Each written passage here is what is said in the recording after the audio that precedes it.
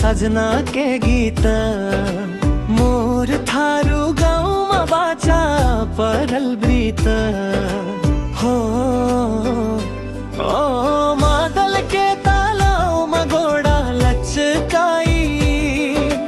झुमरा र सखियामा मन रमाई हिलो र मैलोमा धन के रोपानी खेतवा के आलीमा पसीना के खानी बर्खा के झरीमा मन चंगा भइला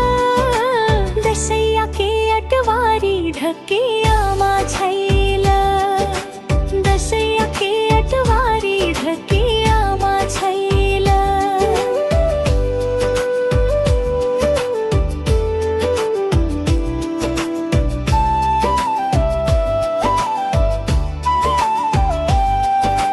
फिक्री र घोंघी के स्वाद कति मीठो पाहुना के सत्कार हमर गाउँमा छिटो माघी के मेलामा सब मिली नाचब अपनी संस्कृति जोगाएर राखब अपनी संस्कृति जोगाएर राखब सखिए हो मिलीजुली गाउब सजना के गीत मोर थारू गाउँमा बाचा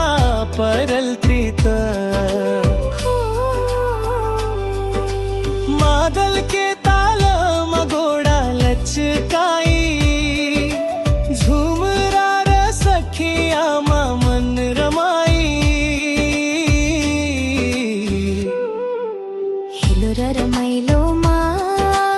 धन के रोपानी खेतवा के